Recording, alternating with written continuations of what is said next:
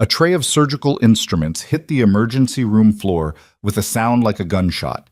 Tools scattered across the linoleum in every direction. Forceps, clamps, a row of gleaming scalpels. And the entire department went quiet for exactly 2 seconds. Long enough for everyone to turn and look at Emily Carter. She hadn't dropped the tray. She'd been standing 6 feet away when it fell. But that didn't matter to Director Harlan Voss, who was already crossing the floor toward her with his jaw set and his face the color of a bad bruise. He pointed at her chest like she was something he needed to remove. "You're finished here. Leave your badge and go." Emily stood still. 31 years old, 5'4", a quiet woman with pale blonde hair pinned back and a calm expression that people had mistaken for weakness her entire career. She didn't raise her voice. She didn't argue. She unclipped her badge from her scrubs, set it on the counter in front of her, and walked out of Riverside Medical Center without looking back. Nobody in that room knew what she had done before she became a nurse. Nobody knew about the 14 months in a classified forward operating base. Nobody knew her call sign, or the commendation that lived in a sealed file somewhere in a federal building, or the fact that she had once kept 4 men alive in a collapsed structure with nothing but a trauma kit in her bare hands while waiting for extraction. She walked out through the sliding glass doors into the gray Cedar Falls morning, and outside, already, something was coming. She had been at Riverside 11 months, long enough to know every supply closet, every temperamental IV pump, every physician who would listen and everyone who wouldn't. Long enough to understand exactly how the department worked and exactly who made it harder than it needed to be. Harlan Voss was Chief Operating Officer, which meant he controlled staffing, contracts, and the particular brand of institutional fear that kept people from asking questions. He was 53, silver-haired, the kind of man who wore a sport coat to a hospital because he wanted the staff to remember he wasn't one of them. He had been at Riverside for 9 years, and in that time had quietly built a system that rewarded silence and punished inconvenience. Emily had become an inconvenience 3 weeks ago. It started when a patient, a 44-year-old man named Roy Decker, post-operative, second night in recovery, had an adverse reaction to a medication adjustment that shouldn't have been made. Emily had flagged the order before it went through. She had written it in the chart, told the charge nurse, and sent a message through the hospital's internal system to the attending physician. The adjustment was made anyway, by someone else, and Roy Decker spent 6 hours in a medical crisis that he survived only because Emily was the one on the floor when it happened. The incident report had her name on it. Not because she was responsible, because she was there, because she was the one who had raised the original concern, and because Voss needed the paperwork to point somewhere other than at the attending, a physician named Dr. Marcus Elba, who had admitting privileges at 3 facilities and generated significant revenue. Emily had known what was happening. She'd seen it before, in a different context, with different stakes, and she understood that when an institution needed a body to absorb blame, they picked whoever was most expendable. She had spent the last 3 weeks documenting everything. The morning Voss fired her, she had been in the ER on a standard shift. She'd picked up extra hours in the department because they were chronically short-staffed, and someone, probably one of Voss's administrative assistants, had knocked that tray onto the floor near the supply station and walked away. It was a small theater, the kind of setup that only works in environments where people are already primed to believe the worst about a particular person. It worked. 3 nurses and 1 resident saw the tray fall and turned to look at Emily before anyone else. That was all Voss needed. He materialized from the administrative wing 4 minutes later, which meant he had already been on his way, which meant the tray had been a signal, not an accident. She stood on the sidewalk outside the hospital's main entrance and breathed in cold air that smelled like coming rain. Her car was in the staff lot on the east side of the building. She would need to return her parking pass. She would need to call a union rep, though the union at Riverside had a history of settling quietly, and she didn't expect much. She would need to. The sound came first, a deep rhythmic thudding that she felt in her chest before she consciously registered it as rotor wash. She looked up. A black military helicopter was crossing over the hospital from the north, moving low and fast, its shadow sweeping across the upper windows of the building. Not a standard flight path. She knew what that altitude meant. She knew what the configuration of running lights meant, and she recognized the silhouette. She watched it until it moved past the tree line to the east, toward the highway. Then she heard the explosion. It wasn't one vehicle. It became clear later that it was a chain reaction, a tanker truck that lost control on the elevated section of Route 9, clipping a passenger van, which went into the concrete barrier and triggered a pileup involving 11 vehicles over roughly 400 feet of road. The tanker's load ignited. The elevated section held, but the fireball was visible from the hospital parking lot, and Emily saw it as a column of black smoke rising above the roofline of the building she had just been removed from. She stood there for 3 seconds, watching the smoke. Then she got in her car and drove toward the highway. She didn't think about it as a decision. It wasn't. It was older than decisions, the thing that moved her hands to the wheel and her foot to the accelerator. She had spent 14 months wiring herself to respond to exactly this kind of signal: smoke, impact, bodies that needed someone to reach them before the situation finished what it started. She parked on the access road where traffic had already stopped and got out. She had a personal trauma bag in her trunk.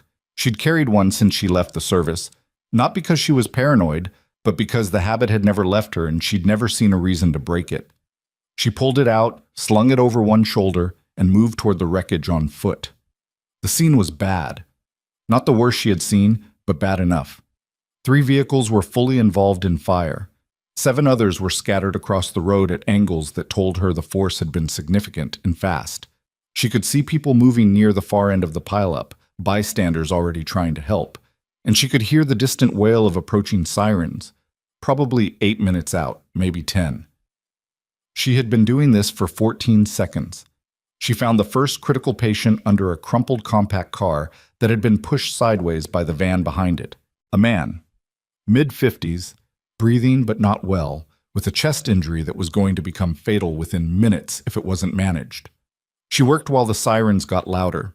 She moved to a second patient, a young woman who had been ejected from a vehicle and was conscious but bleeding from a scalp laceration and showing signs of spinal concern. Emily immobilized her as best she could with materials from her kit and her own jacket rolled tight. By the time the first ambulance arrived, she had triaged 7 people and was kneeling beside an 8th. The paramedics saw her and, to their credit, didn't waste time asking questions. They absorbed what she was doing and worked around her, and she gave them what she knew about each patient in crisp, clinical language that made one of them look at her twice. "You a doctor?" "Nurse," she said, and moved to the next patient. Back at Riverside Medical Center, the emergency department had already descended into a different kind of chaos. The call had come in at 8:47 a.m. Mass casualty event, Route 9, multiple critical victims incoming. The ER had a standard mass casualty protocol. The problem was that the ER was already running at 80% capacity, the charge nurse on duty had less than 2 years of emergency experience, and Dr. Elba, who should have been coordinating, was involved in a phone call with his attorney about an unrelated matter and arrived on the floor 6 minutes late. By the time the first ambulances arrived, the department had not completed its protocol setup. Triage tags were being distributed by someone who had only participated in one drill. 2 of the trauma bays weren't stocked correctly. The backup generator for Bay 3 had an unresolved maintenance ticket. The patients came in fast. 8, then 12, then 15. Chest injuries, head injuries, burns, crush trauma. The staff was not incompetent. There were good people working that floor, people who were doing their best under conditions that were deteriorating by the minute. But there was no one with the particular kind of authority that comes from having done this in an environment where the consequences of failure were not a lawsuit, but a body count. Dr. Priya Nair, the chief of surgery, arrived from the 3rd floor at 9:04 a.m. and immediately understood what she was looking at.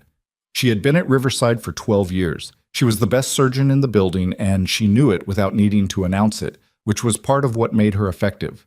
She also knew, in the first 2 minutes of surveying the ER floor, that the coordination was failing. She started issuing directives. The staff responded. Things began to stabilize, and then the convoy arrived. She heard it before she saw it. The sound of multiple heavy vehicles, the particular quality of organized movement that suggested something beyond standard emergency response. She caught it through the window at the end of the hall. 3 dark vehicles, military plates, and an escort she recognized from her one rotation at a Veterans Affairs facility. Someone behind her said, "What is that?" The answer came through the radio of the security officer standing near the entrance. She caught fragments: priority medical transport, direct military request, critical patient, classified escort. And then the doors opened and the gurney came in fast, pushed by two uniformed personnel in combat dress. And the man on it was wearing the insignia of a two-star general. His name, she would learn in the next 30 seconds, was Major General Douglas Farrell. He had been in the convoy on Route 9. His vehicle had been struck by debris from the explosion. He had two penetrating injuries, a compromised airway, and a blood pressure that was falling. The two military escorts who came in with him were professional and urgent and completely outside the normal hospital intake process. They didn't have his records. They had a physical description of his injuries from the field, which was standard in an extraction scenario. But what they didn't have was a surgeon who could work with incomplete information and a trauma bay that wasn't currently occupied by one of the other 16 patients. Nair assessed him in 40 seconds and said to the closest resident, "Bay 1, get me everything in the advanced airway kit." The resident said, "Bay 1 has Mrs. Toronto, the crush injury from the highway. Then move her, carefully, to the overflow area and get me that bay in 4 minutes." She looked at the monitors. She looked at the military escorts, one of whom had a first aid kit he'd clearly already used. She looked at the volume of work moving around her and made the calculation that good surgeons always eventually have to make. She could not do this alone, and the people around her were not functioning at the level this patient required. She said to the charge nurse, "Where's Emily Carter?" The charge nurse stared at her. "Dr. Nair, she was—" "I know what happened this morning. I'm asking where she is right now." "She was let go. Voss—" "I'm not asking about Voss. I'm asking about Carter. Does anyone know where she is?" There was a pause, the kind that happens when a floor full of people understand simultaneously that a question doesn't have a comfortable answer. One of the younger nurses, a woman named Dara Finch, who had worked alongside Emily for the past 3 months, said quietly, "She might be at the accident site. I saw her drive out that direction when—" Nair didn't wait for the rest of the sentence. She turned to the nearest administrative person and said, "Get her on the phone, now. Tell her we need her back." Emily was finishing her work at the highway when her phone rang. She almost didn't answer it. Her hands were occupied, the connection was spotty, and she was focused. But she recognized the hospital's main number. She'd memorized it in her first week, out of habit. And she pulled off one glove and picked up. "Carter," a voice she recognized. "Nair," clipped, no preamble. "Dr. Nair, are you injured?" "No." "Can you come back to the floor?" Emily looked at the scene around her. The ambulances were working efficiently now, loading patients. The critical ones had been moved. She had been useful here, but the situation was managed. "Who's asking?" she said. A pause. "I am." "Voss fired me this morning." "I know. My badge is on the counter in the ER. I don't have clearance to—" "I'll handle clearance. I need someone who can manage a complex trauma case under military protocols. I have a general on the table and a staff that's holding together but stretched. Are you coming?" Emily was already walking toward her car. "What's the injury picture?" Nair gave her the rundown in 90 seconds. Penetrating trauma, airway concern, blood pressure status, the field interventions that had already been applied. Emily listened without interrupting and was in her car and moving before Nair finished. "I'll be there in 6 minutes," Emily said. "Make it 5. She made it 4. The ER floor looked different from how she'd left it 3 hours ago. Louder, compressed, every surface occupied and every staff member moving with the particular focused urgency that only comes from genuine overload. Nobody stopped her at the door. Nair had been as good as her word. Someone had called security and cleared her name from the access list. She walked through without her badge, which she noted as she passed the counter where she'd left it. The badge was still there. She didn't touch it. She kept walking. Nair met her at Bay 1. Farrell was on the table, sedated now, airway managed, 2 IVs running. The monitors showed a picture that was serious but not yet catastrophic. Emily looked at the chart, the makeshift chart the military escorts had helped piece together, and at the readouts, and she understood the shape of what needed to happen. "What do you need from me?" she said. "I need you to run the floor while I'm in here. The triage coordination is falling behind." We have 4 patients waiting for secondary assessment who've been sitting too long, and I don't trust anyone else to make the right calls." Emily nodded once and moved. She didn't announce herself. She didn't make a speech. She picked up the nearest triage clipboard and started working from the top, moving bed to bed, absorbing the status of each patient in 30-second intervals, issuing instructions in a voice that was even and specific. "Increase the oxygen rate on bed 7. He's laboring. The woman in bed 12 needs her pressure checked. She's been still too long. Someone get a second line into bed 4. He's going to need it." The staff responded, not because she had authority, she technically had none, but because she sounded like someone who knew what the next problem was going to be before it arrived. That quality, the ability to run 2 steps ahead of a deteriorating situation, was not something that could be faked, and not something that most people in a civilian emergency department had ever encountered. The staff recognized it the way you recognize any skill that's significantly beyond your own, with a kind of involuntary trust. One of the ER physicians, a young man named Dr. Ansel Britt, who had been at Riverside for 8 months, fell into step alongside her without being asked. "You're Carter?" he said. "Yes?" "Nair said you'd know what to do." She was being optimistic, but we can work with it. She stopped at a bed where a teenage girl was waiting, pale and quiet, with a monitor showing numbers that didn't add up to her visible presentation. Emily studied her for a moment. "When did she come in?" Britt checked the tag. 22 minutes ago, logged as stable." "She's not stable. She's compensating." Emily pulled the curtain partially across and began a rapid assessment, talking to the girl calmly while her hands and eyes worked. "Hey, I'm Emily. What's your name?" "Jade." A small voice. "Jade, I'm going to check a couple things. You're going to feel some pressure. Tell me if anything hurts more than a little, okay?" She found it in 90 seconds. Internal bleeding, early stage, the kind that looks like nothing until it becomes everything. She looked at Britt. "She needs imaging now, and you need to have surgical standing by." She looked fine because she's 16 and her body is doing exactly what it's supposed to do, which is hold things together right up until it can't. Get her to imaging. He moved. She moved. This was how the next hour went. In Bay 1, Nair was working on Farrell with 2 of her best surgical residents and a scrub tech who had 11 years of trauma experience. The surgery was difficult. The penetrating injury had gone deeper than the field assessment had suggested, but manageable.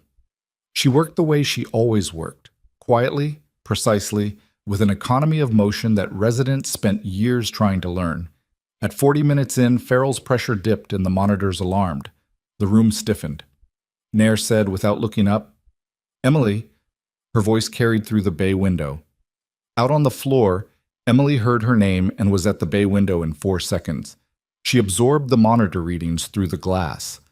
Nair spoke without breaking her focus on the surgical field. "He's fighting the sedation and his pressure is dropping. I need a specific medication adjustment, and I need someone to manage it so my residents can stay focused." "What do you want?" Nair told her. It was a precise, slightly unconventional approach that was technically within nursing scope, but required someone with the clinical confidence to execute it correctly under pressure. Emily said, "I'll need someone to authorize it given my current status." "Consider it authorized. I need it in the chart." Britt, who had appeared at her elbow 2 minutes ago, was already typing. "Done," he said. She worked with the anesthesiologist to make the adjustment. Farrell's numbers stabilized over the next 8 minutes. Nair's posture, visible through the window, eased by a fraction. The 2 military escorts who had come in with Farrell had been standing near the bay entrance for the past hour. They were quiet, professional, clearly trained to stay out of the way in a medical environment. But they had been watching. One of them, older, a sergeant's bearing even without the insignia, a man named Torrens, had been watching Emily in particular. He said nothing. He just watched. "So what?" It was past noon when the acute phase finally began to resolve. Farrell was out of surgery and in recovery. 12 of the highway patients had been stabilized, and several had already been moved to rooms upstairs. Jade, the teenager, had gone to imaging and then directly to surgical prep, exactly as Emily had predicted, and the surgical team had found what Emily said they would find. Emily was at the nurse's station, working through the last of the secondary assessments, when she heard the doors. Not the regular doors. The main entrance, the wide ones that opened onto the hospital's public lobby area, the ones that were usually controlled by security. They opened with a sound that suggested they had been opened by someone who expected them to be opened. She looked up. 4 people in military uniform came through first. Then 2 men in civilian clothing who had the particular quality of federal investigators, the way they moved, the way they scanned a room, the way their attention was organized. And behind them, a tall woman in the dress uniform of a general officer, with a face that was composed and serious and showed no particular interest in being in a hospital. Brigadier General Audra Kellner.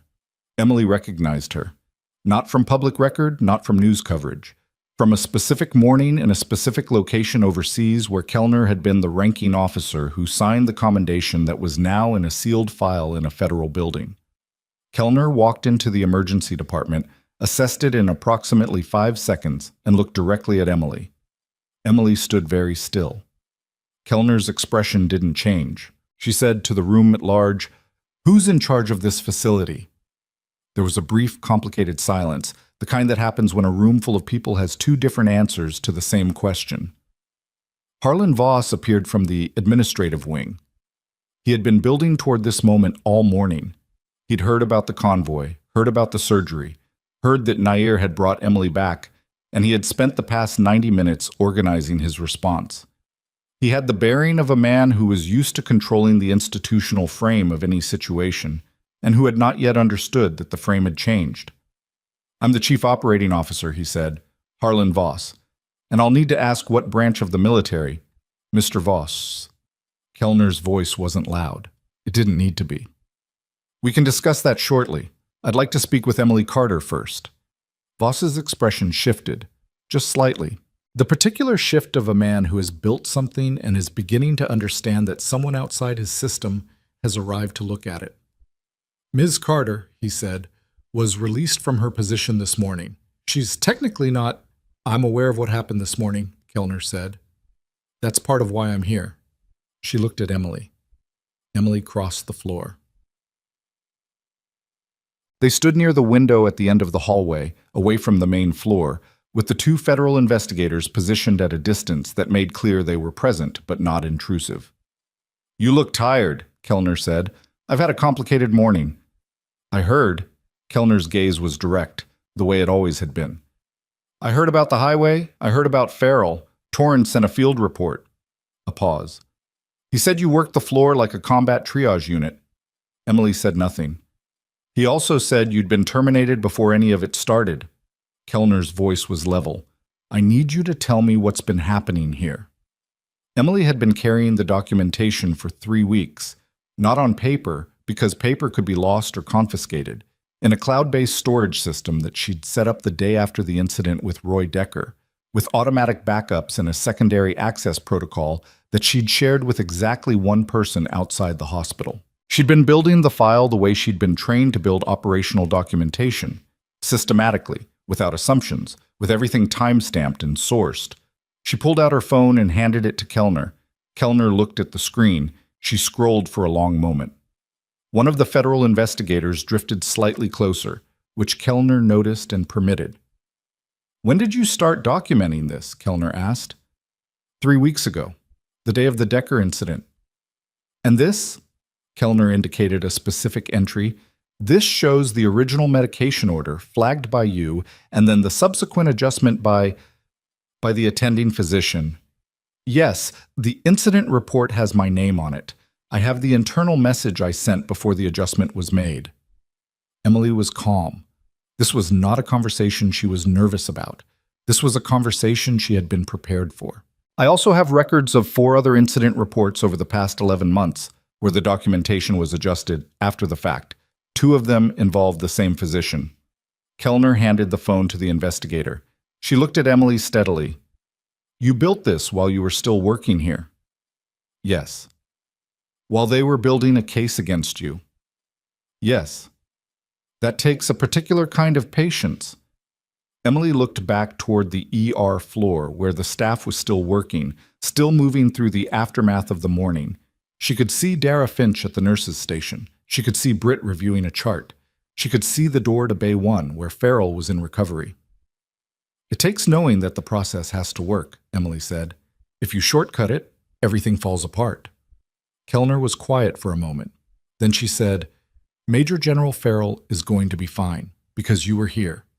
She paused. And because you drove to that highway when you didn't have to. Emily didn't respond to that. Kellner said, You know I'm going to have to make this formal. I assumed you would.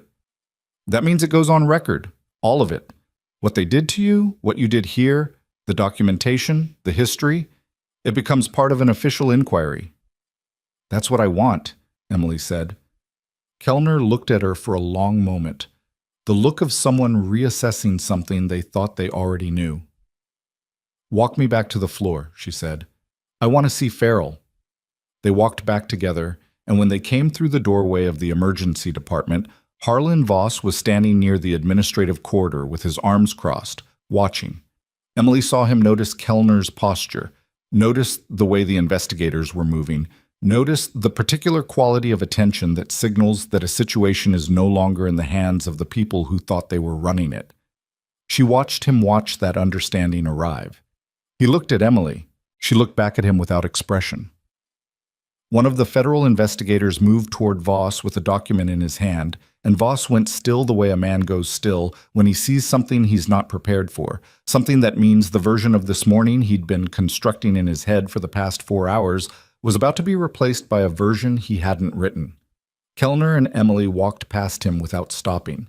The document in the investigator's hand was a subpoena. The subpoena was a single page, standard federal format, and the investigator handed it to Voss with the practiced neutrality of someone who had done this enough times to stop anticipating reactions. Voss took it. He looked at it for long enough that everyone nearby understood he was reading it twice. And then he looked up, and the expression on his face was something between confusion and the early stages of controlled panic, the kind that men like him learn to compress quickly because showing it is its own form of surrender. He said, I'll need to contact our legal department. The investigator said, That's your right. We'll need access to your administrative records within the next 4 hours. 4 hours isn't... It's a federal timeline, Mr. Voss. Your legal team will confirm that. Kellner and Emily had already moved past the exchange into the recovery corridor where the light was different, quieter, cooler, the specific quality of a space designed to feel separate from the noise of the emergency floor. A military escort was stationed outside Farrell's room. He acknowledged Kellner with a precise nod and opened the door. Farrell was awake. Not fully. There was still the glaze of anesthesia and the weight of what his body had been through. But his eyes were open and tracking, which was the most important information. He was a broad-shouldered man, early 60s, with a face that had been weathered by weather rather than age. He had the particular stillness of a man who was in pain and had decided not to spend energy performing otherwise. He looked at Kellner first. Audra, he said. His voice was rough from the intubation. Douglas? She moved to the bedside. Don't try to update me on anything. I'm current. He almost smiled. Good. He shifted his eyes, found Emily standing near the door. He looked at her the way people look at someone they're trying to place, not searching their memory, but confirming that what they're seeing is actually there. Carter, he said. General. Torrance told me what happened out there. Torrance was the one driving toward the site when everyone else was stopped, Emily said. He found 2 of the patients before I did. Farrell's eyes stayed on her. That's not what I meant. She understood. She didn't answer. He said, They let you go this morning. Yes. And then you came back. Dr. Nair asked me to. That's not why you came back. The room was quiet. Kellner was watching both of them with the attention of someone taking notes without a notebook. Emily said, There were people who needed care. That's why I came back. Farrell was quiet for a moment.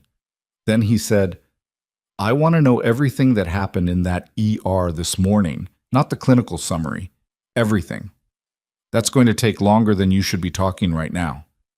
I've had worse conversations in worse condition. I know, Emily said. And because she did know, because she had read his service record as part of her own classified briefings years ago, in a context she wasn't going to discuss in a hospital room, she pulled the chair from the corner of the room, sat down, and began. She gave him 40 minutes. Not everything. 40 minutes was not enough for everything. But the shape of it, the structure of what had been happening at Riverside for the past 11 months, the Decker incident, the falsified incident report, the pattern of documentation adjustments she had uncovered, Voss's method of operating, the way the system had been arranged to protect revenue-generating physicians at the cost of patient safety, and the staff who tried to raise concerns. Farrell listened without interrupting. Kellner stood near the window and listened too. One of the investigators, who had come quietly into the room at some point, had a small recorder running with Farrell's verbal permission. When Emily finished, Farrell said, "The 4 other incident reports. You said 2 involved the same physician. Dr. Marcus Elby." "Yes." "And you have the original documentation." "I have the internal system timestamp showing when the documents were modified and by whom. The access logs are part of the hospital's own IT records. They exist independently of anything I saved." "Meaning they'll find the same thing when they pull the records." "If they pull the records before anyone attempts to purge them." "Yes." Kellner said from the window, "We have a preservation order. The IT systems are locked as of 40 minutes ago." Farrell closed his eyes briefly. When he opened them, he was looking at the ceiling. 9 years, he said. Emily wasn't sure who he was talking to. "Voss has been here 9 years, he said. "And this has been operating for what? How long, do you think?" "I can document 11 months clearly. The pattern suggests longer. There are staff members who were here before me who I believe would speak to it if they felt it was safe to do so." "They haven't spoken." "No." "Why?" "Because the last person who tried was fired on a falsified report," Emily said. "And because when the institution controls the documentation, the person who raises the concern looks like the problem." Farrell turned his head and looked at her directly. "How many people knew this was happening before you got here?" Emily thought about that carefully. It was not a question with a clean answer. "I think several people knew pieces of it. I'm not sure anyone had put the whole picture together. Or if they had, they decided the cost of saying so was too high. But you decided it wasn't. I decided to document it and wait for the right moment. And the right moment turned out to be a federal investigative team walking through the front door." "I was going to pursue other channels if that didn't happen," Emily said. "This was faster." He almost laughed, which cost him, and he pressed one hand against his side and let the moment pass. "All right," he said. "Get some food. You look like you haven't eaten since last night." She hadn't, as it happened. She hadn't noticed until he said it. The hospital cafeteria was on the second floor, and it was running on a skeleton crew because most of the dietary staff had been diverted to support the ward floors as the highway victims were admitted. Emily found a table near the window with a cup of coffee she didn't particularly want and a sandwich she ate mechanically, looking out at the parking lot. Dara Finch appeared at her elbow 6 minutes later with a tray of her own and the expression of someone who had made a decision and was going through with it. "Is it okay if I sit here?" "Yes," Emily said. Dara sat. She was 26, one of the better nurses on the floor, intuitive, quick to learn, slightly too afraid of the physicians to push back as hard as she should. She'd been one of the people who hadn't spoken up during the Decker incident. Emily hadn't blamed her for it. She'd understood exactly why. Dara said, "I saw you come back in, with the general. With Dr. Nayer's authorization." "I know, I was there." A pause. "I mean, I saw you and I thought..." She stopped, started again. "I thought about what I should have done. After Decker." Emily waited. "I knew you flagged the order. I saw the message you sent. I was on when the adjustment went through and I knew it wasn't right, and I didn't say anything because LB had written up 2 nurses the month before for questioning his orders and chart notes, and both of them got put on performance review." She looked at her tray. "That's not an excuse." "No," Emily agreed. "It's a reason. They're different." I should have said something. Yes, you should have. Emily said it without softening it, but not unkindly. And now you have a chance to say something. There are investigators downstairs who are going to want to talk to everyone who was on that floor. Dara looked up. And if I tell them, you'll be on record. Yes. Voss has a federal subpoena in his hand right now. His capacity to retaliate is significantly constrained at this point. Dara was quiet for a moment. Are you scared? Emily considered the question with honest attention. I was scared 3 weeks ago when I realized what I was looking at and understood that I'd have to either act on it or let it keep happening. The act of deciding was the scary part. She took a drink of her coffee. After that, it just becomes work. Dara looked at her with the particular expression of someone absorbing something they're not sure they believe but want to. How are you so calm about all of this? Emily thought about the 14 months, about the conditions under which calm is not a personality trait, but a practical necessity. The thing between you and decisions that can't be unmade. She didn't say any of that.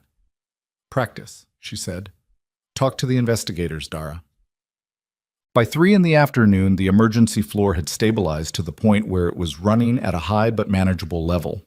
The highway victims were distributed across 3 floors. Jade, the teenager, had come through surgery without complications. Farrell was comfortable, alert, and receiving a rotating visit schedule from both his medical team and the military personnel who had been occupying a section of the hospital's main lobby with the quiet, organized efficiency of people who were very good at occupying spaces. Harlan Voss had not left the building. Emily learned this from Britt, who stopped her in the hallway with the slightly overexcited energy of someone processing more institutional drama than his 8 months at Riverside had prepared him for. He's in the boardroom, Britt said. 3rd floor. He's had 3 people up there. His assistant, the hospital's general counsel, and one of the board members who lives locally and came in when they called him. That makes sense, Emily said. The investigators went up there an hour ago. Emily stopped walking. Both of them? One of them, the younger one. He came back down after 20 minutes with a stack of folders. She processed this. The timeline was moving faster than she'd expected, which was either because the documentation was unusually clear or because something additional had surfaced, possibly both. Where's Dr. Elbay? She said. Britt's expression shifted. That's the thing. He called in sick at noon, said he was dealing with a family matter. After being in the building this morning, he left around 11, before the investigators arrived. Emily said nothing. She was running a calculation she didn't like. Does Kellner know? She said. I don't know what she knows. She's been up and down from Farrell's room all afternoon. Britt hesitated. Carter, is this? He stopped, rephrased. Is what's happening here as serious as it feels like it is? More serious, Emily said, and kept walking. She found Kellner in the corridor outside Farrell's room, on the phone. Kellner saw her coming and finished the call with 2 words and lowered the phone. Elby left the building, Emily said. We know. His phone is active. He's in the city. We're not at a stage where we can compel his location, but the investigators have made contact with his attorney. Kellner's voice was measured. He's not a flight risk in the legal sense. He has a practice here, family here. But he's lawyered up, which is his right. The IT records. If he has administrative access, the preservation order covers it. He can't touch the records remotely. The hospital's IT director confirmed the lockdown an hour ago. A pause. The IT director came forward voluntarily, by the way. Apparently he's been uncomfortable with a specific document retention policy for about 18 months. Emily absorbed this. The picture was larger than she had known. She had seen her own corner of it, the incidents she could directly document. But the IT director's discomfort suggested the falsification process had been systemic enough that other people in the building had encountered its edges without understanding the whole shape. There's more than what I gave you, she said. There usually is. Kellner looked at her steadily. This is going to take time. Proper investigations always do. What happened today, she paused. What you built over the past 3 weeks is a foundation. It gives investigators a place to start pulling threads. But the full picture is going to require weeks, probably months, and testimony from people who are still deciding whether they're willing to speak. I know. How are you doing with that? I'm fine with it. The process has to work properly or the outcome doesn't hold. Kellner studied her. You keep saying that. Because I keep believing it. Kellner was quiet for a moment, the quality of quiet that isn't empty but deliberate. I need to ask you something, and I need a straight answer. You always do. When you drove to that highway this morning, were you thinking about the investigation? About being seen? About what it would look like to have the military arrive and find you there?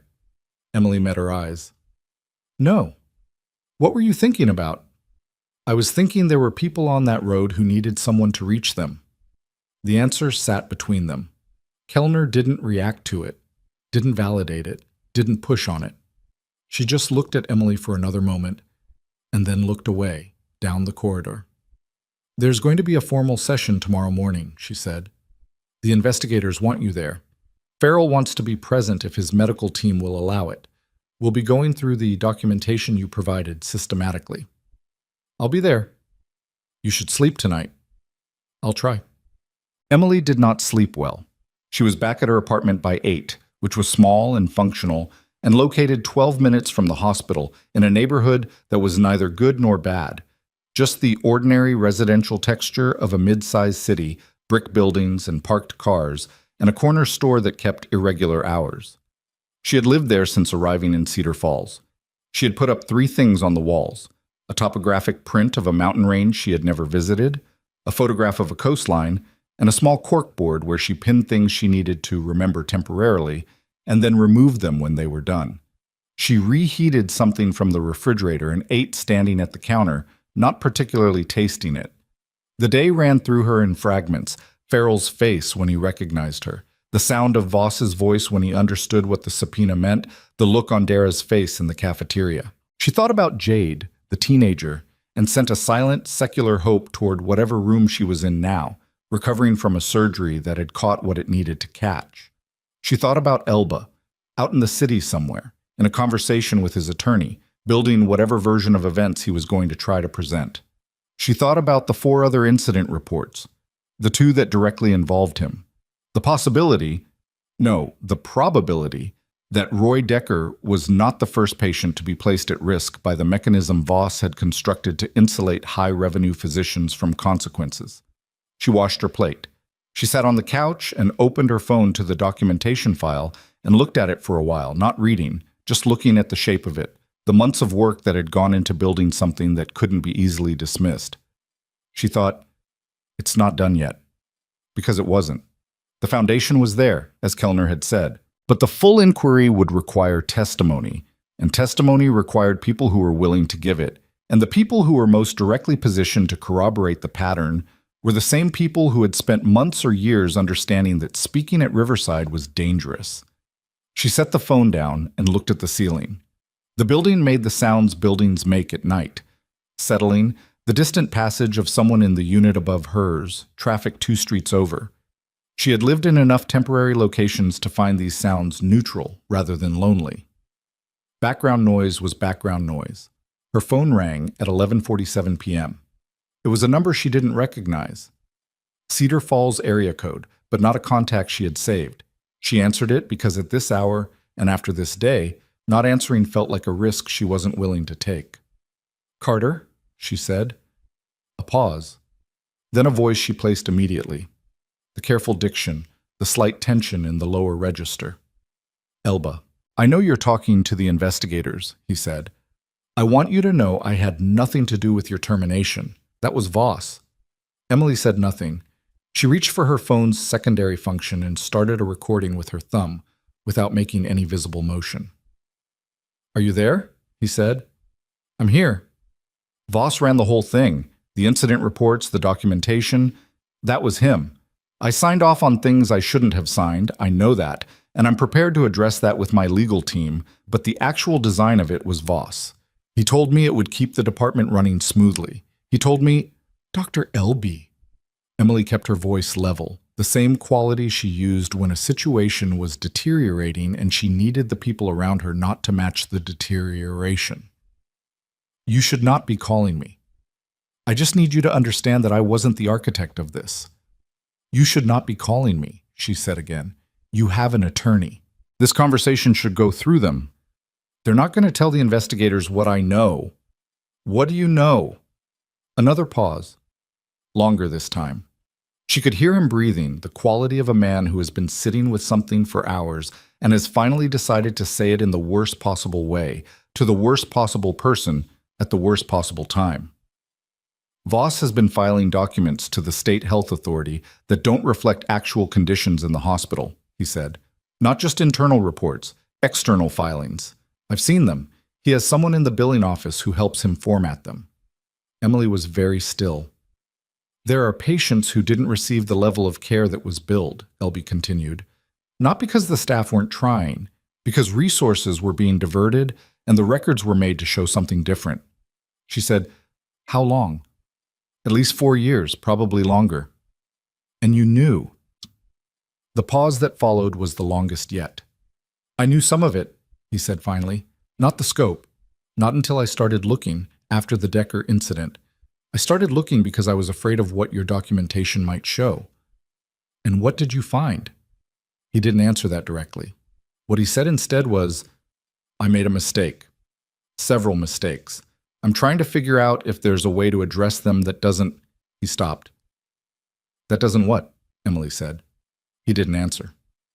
"Dr. Elby, you called me tonight because you're scared, and because you're trying to find a version of this where you come out on the other side with your license and your practice.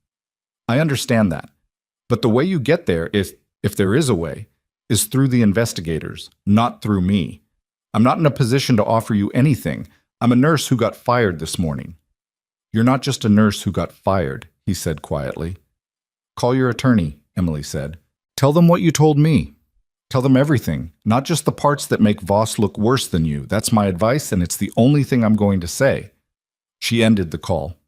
She sat in the dark for a moment, then opened the recording and listened to the last 45 seconds of it to confirm the audio quality. It was clear. She forwarded it to Kellner's direct contact number with a single line of text. "He called me tonight. You should hear this before tomorrow's session." Then she put her phone on the charger, lay down on her bed with her clothes on, and stared at the ceiling. 4 years. Probably longer. The shape of it was much larger than she'd known. The falsified incident reports, the billing irregularities, the external filings to the state authority. This was not a department-level problem anymore. This was an institutional fraud that had been running for years and had touched every patient who had moved through Riverside Medical Center in ways that the documentation was designed specifically to hide.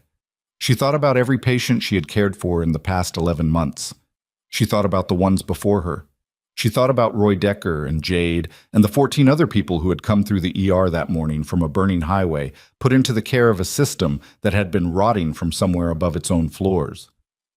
Her phone lit up on the charger, a text from Kellner. Received. I'm listening now. Don't discuss this with anyone else tonight. Then, 30 seconds later, a second message. Good work, Carter. Emily looked at it. Put the phone face down.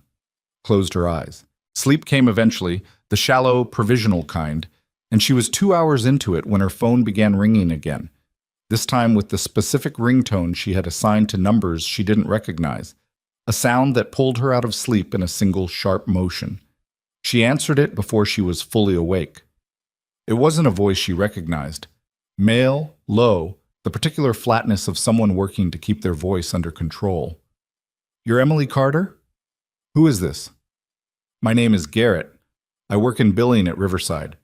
Have worked there, I guess. I got your number from... A pause. It doesn't matter how I got it. I need to talk to someone. About the filings. Emily sat up in the dark. Voss knows the investigators are there, Garrett said. He made a call tonight. I don't know who he called, but I know what they were talking about, because I was in the hallway outside his office and the door wasn't fully closed. He's trying to get the external filing records pulled before the federal team can request them from the state authority. Emily's hand tightened on the phone. Do you know if he reached anyone? She said. I don't know. I left. I didn't know what else to do, so I drove around for a while, and then I called you. How did you get my number? Dara Finch. She said you'd know what to do. Emily was already on her feet, moving to her laptop. Garrett, Listen to me. I need you to stay on the line and tell me exactly what you heard. Garrett's voice had the uneven quality of someone who hadn't slept and had been running on adrenaline long enough that the edges were starting to show. He spoke in fragments at first, pieces of what he'd heard, the specific phrases he could remember, the parts he wasn't sure about, and Emily let him talk without interrupting because the order in which a frightened person chooses to tell a story is itself information. She was on her laptop with a notes document open, typing with one hand while she held the phone with the other. It was 2:14 a.m. He said something about the quarterly submissions, Garrett said, to the state board. I think he said, those records can't be in the system when they pull it. And the other person said something about access protocols, and Voss said it didn't matter, just get them moved. Moved where? I don't know, I couldn't hear the other end of the call. Do you know who he was calling? No, but the call was on his office landline, not his cell. That matters because the landline goes through the hospital's internal system. Emily stopped typing. Meaning it's logged. All landline calls in and out of administrative offices are logged automatically. It's in the system. It's been in the system since 2019 when they upgraded the communications infrastructure. His voice steadied slightly, the way it does when someone moves from fear into the territory of what they actually know. I know it's logged because I'm the one who set up the billing interface that connects to that same infrastructure. I know exactly where those logs sit. And Voss doesn't know you know that. No, I handled the billing side. The communications logging was an IT project. There's no reason he'd connect me to it. Emily thought for 2 seconds. Garrett, do those logs show call content or just metadata? Duration, number dialed, timestamp? Just metadata. But metadata from a specific extension at a specific time would tell investigators who he called. And if they move fast enough on a records request, they can get the call records before anyone can touch them. She was already pulling up Kellner's contact. Okay, I need you to stay somewhere other than your home tonight. Is there somewhere you can go? A pause. My sister's place. Why? Because you called me from a personal phone and you may or may not have been seen leaving the building. I don't know how much Voss knows about what you overheard, but until tomorrow's session happens, I'd rather you were somewhere unpredictable. She kept her voice practical, not alarming. This isn't me being dramatic. It's just cleaner. Okay? His voice had gone quieter. Yeah, I can go to my sister's. Good. Don't contact anyone else tonight. In the morning before 9, you need to call the investigators directly. I'm going to send you a number. She found the contact card the younger investigator, whose name was Dawes, had left on the nurse's station. She forwarded it. Tell them everything you told me and tell them about the landline logs. Use those exact words. Landline call logs, administrative extension, 2019 communications infrastructure upgrade. Will they believe me? They're going to verify everything independently. Whether they believe you is less relevant than whether the records confirm what you're telling them. She paused. Do you have documentation of anything? Emails, internal memos, anything that connects you to the billing irregularities in a way that shows you had concerns? Another pause, longer. I kept copies of some things. On a personal drive. Because I was nervous about some of the formatting instructions I was getting, and I wanted a record that showed I'd flagged it internally. Flagged it to whom? To Voss, actually, twice, in email. He told me both times it was standard practice and that I should process what I was asked to process. Emily went still for a moment. Those emails exist on the hospital server. Yes. And on your personal drive, you have copies of the billing formats I was concerned about, and my own responses, and his responses to me. His voice had changed again, the hesitation replaced by something more resolved. I thought I was protecting myself. I thought if anything came out, I could show I'd raised it internally and been overruled. I didn't fully understand what the documents meant in a larger context until tonight. You understand now. Yeah, he said quietly. I understand now. After she ended the call, she sat at her kitchen table in the dark for 90 seconds, not moving. Then she sent Kellner a second message. Second contact tonight. Billing department employee. Name is Garrett. I don't have his last name. He has documentation, and he witnessed a phone call from Voss tonight that may constitute witness tampering or obstruction. Call logs from the hospital's landline system could confirm who Voss contacted. The logs are in the hospital's IT infrastructure under the 2019 communications upgrade. I'm sending you everything now. She typed out the full account of the call, detailed and precise. The way she had been trained to write field reports in a context that had nothing to do with hospitals. She sent it at 2:31 a.m. Kellner's response came back in 4 minutes. Dawes is already contacting the State Authority Records Office. Preservation request going out now. Good. Get some sleep. Emily did not get much sleep, but she got some. The formal session convened at 8 the next morning in Riverside's third-floor conference room, which had been temporarily commandeered by the federal team. Kellner was present. Investigator Dawes and his senior partner, a woman named Castillo who had said very little the day before and now sat at the head of the table with the focused patience of someone who had assembled enough pieces that they needed the room to stop moving so they could look at all of them, were both present. Farrell had been cleared by his medical team to attend via speakerphone from his room, which meant his voice came through the room's speaker system with the particular intimacy of someone who is present but not visible. Emily sat at the table with a copy of her documentation open in front of her, though she didn't expect to need to refer to it. Voss was not in the room. Kellner acknowledged this at the outset with a directness that signaled it was not an accident. Mr. Voss has been advised through counsel that his attendance this morning would be in his interest. His counsel has indicated he is exercising his right not to participate in a voluntary session. That's his choice. It's been noted. Castillo said, "We're going to start with the documentation Ms. Carter provided, and then we're going to move to the materials that came in overnight." She looked at Emily. "We received a contact this morning from a billing employee named Garrett Moss. He brought physical copies of documents and the original emails you referenced. We also received a preserved copy of the landline call log from last night." "Did you identify the number Voss called?" Emily asked. "We're in the process of confirming the registration. What we can say is that the number is associated with a consulting firm that has a contract relationship with the State Health Authority's administrative office." Castillo paused with the careful precision of someone who understands that what they're about to say has a specific weight. That relationship is now part of our inquiry. The room absorbed this. Farrell's voice came through the speaker. "You're saying there may be a contact inside the state authority.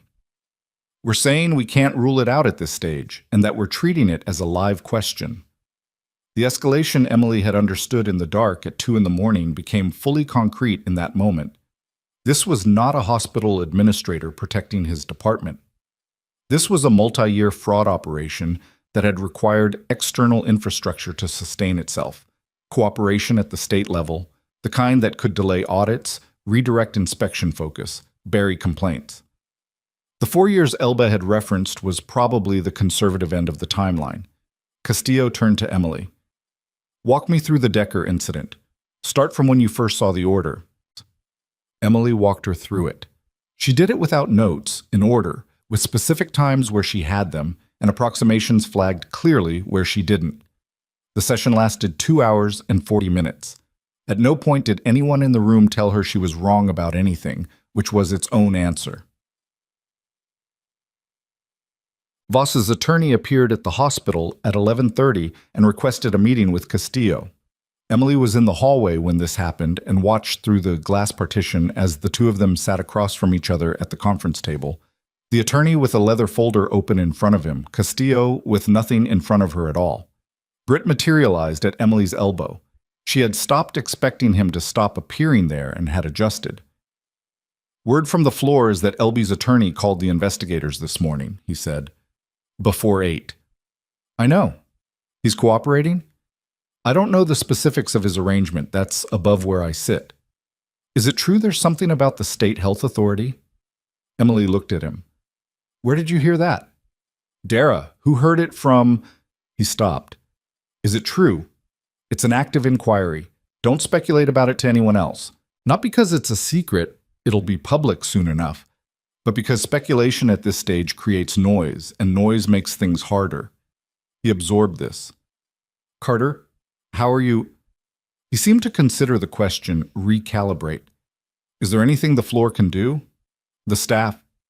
There are people who want to help and don't know how. Emily thought about Dara in the cafeteria the afternoon before. She thought about the younger nurses she had worked alongside for 11 months, people who had been navigating the same environment with less information and less of the particular kind of preparation that made her able to sit across from it and wait. Talk to the investigators if you have something relevant, she said. If you saw something in the past year that didn't sit right, an incident, a document, a conversation you were supposed to forget, tell Dawes. Everything that gets reported directly extends what they can build. She paused. And keep the floor running. People are still coming through that ER. They still need good care. He nodded, and for once he didn't have a follow-up question. The arrest happened at 2:47 p.m. Emily was on the first floor when it occurred, near the main entrance, and she saw it the way you see things that happen in peripheral vision and can't be fully processed in real time. Voss coming out of the elevator with his attorney, both of them with the controlled bearing of people who have spent the last hour building a composed exterior, and then Castillo appearing from the administrative corridor with 2 additional personnel who had not been in the building that morning, and the exchange of words that Emily was too far away to hear, but could read entirely from posture and the specific quality of Voss's attorney's reaction, the slight forward lean, the hand on Voss's arm. The words that Emily lip-reading at 60 feet guessed were, "Don't say anything." Voss looked in that moment like a man who had spent 9 years in a building believing it was his and had just been shown that the building had never been his, in any sense that mattered. He didn't struggle.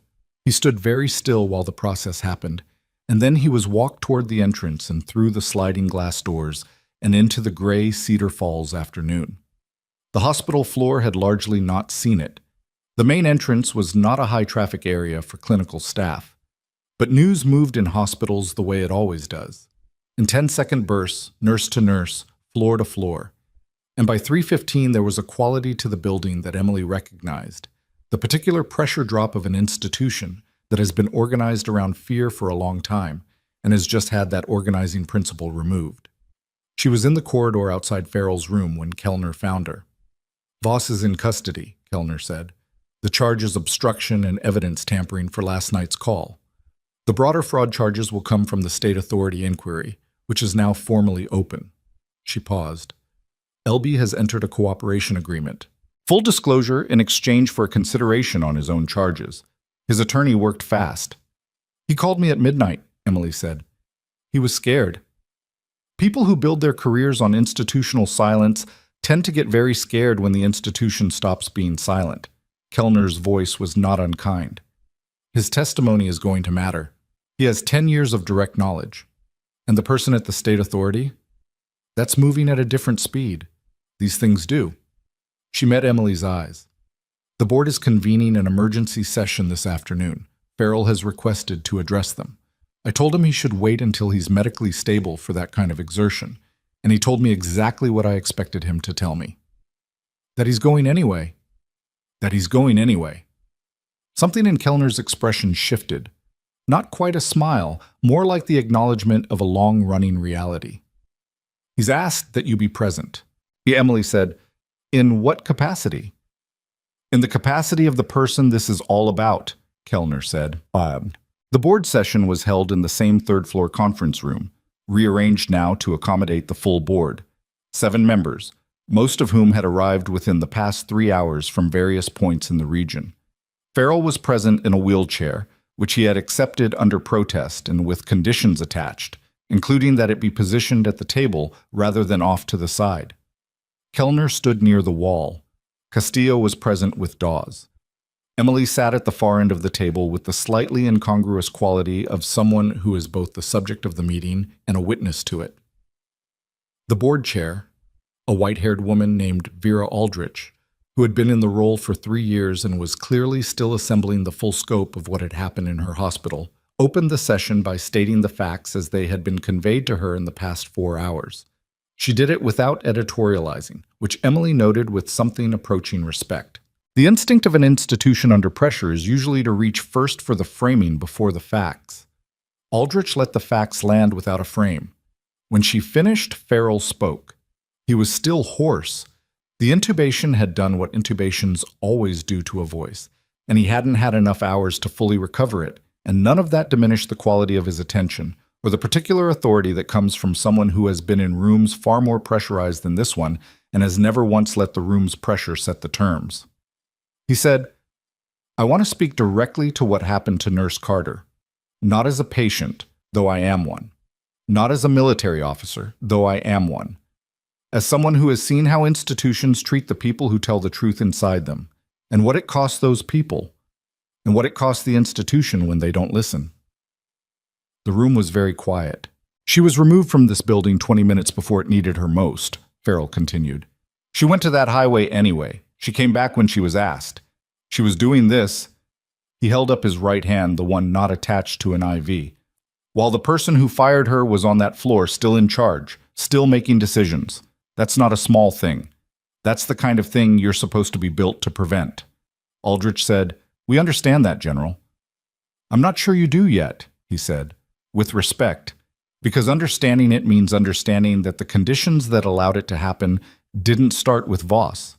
They started with a system that was structured to make raising concerns more costly than letting things slide. Voss exploited that system, but the system existed before him. No one around the table had a response to that was worth saying out loud. Farrell looked at Emily. "Do you want to say anything to this board?" She hadn't prepared for the question. She sat with it for a moment, and the room waited, and she said, "I want the staff on that floor to be protected during whatever comes next. The people who stayed quiet did it because the cost of speaking was real. They need to know the conditions have changed before you're going to get what you need from them." Aldrich made a note. "That's reasonable." "It's not reasonable," Emily said. "It's necessary. Reasonable is a standard for things that can be negotiated. This isn't negotiable if you want the full picture." Aldrich looked at her, not with irritation, with the specific attention of someone recalibrating. "You're right," she said. "It's necessary." The session ran another 40 minutes, covering the immediate operational steps: interim leadership, the notification process for affected patients, the external audit that would need to be commissioned. Emily answered questions when she was asked, directly and without embellishment. And when the formal portion ended and people began to stand and gather their things, she stayed seated for a moment, looking at the table. Kellner came to stand beside her. "How are you doing?" "Thinking." "About what?" "About how long this has been going on." Emily looked up. "Roy Decker was almost one statistic among many. He survived because I was on the floor that night. But before me, for years before me, there were nurses on that floor who were doing their jobs inside a system that was quietly overriding them. They didn't have what I had. They didn't have the training to document it the way I documented it. They just absorbed it and tried to do good work anyway." Kellner was quiet. "I want their names on record," Emily said. "The staff who were pushed out, the ones who left quietly, the ones who filed complaints that got buried. When this inquiry goes forward, I want that to be part of it. That's going to require significant research into personnel records going back." "I know," Emily stood. "I'm not asking you to do it tonight. I'm asking you to make sure it's in scope." Kellner looked at her for a long moment. "I'll make sure it's in scope." They walked out of the conference room together, into the hallway where the late afternoon light came through the windows at a low angle, and Emily's phone rang before they reached the elevator. She looked at the screen. An unknown number, but the area code was from out of state, a federal district code she recognized from her years in the service. She felt the slight contraction in her chest that comes before information you haven't been cleared for yet. She answered it. The voice on the other end said, "Ms. Carter, this is Deputy Inspector General Rhonda Marsh. I've been briefed on the situation at Riverside by General Kellner's office. I need to speak with you directly about a related matter. We believe Riverside Medical Center may be one of 4 facilities operating under the same external administrative network." Emily stopped walking. 4 facilities, she said. "At minimum," Marsh said. "We've had parallel inquiries running at 2 other sites for the past 8 months. What your documentation shows connects directly to both of them. Ms. Carter, what you built here may be the piece that breaks the whole structure open. The hallway was quiet enough that Emily could hear the ventilation system running above her head.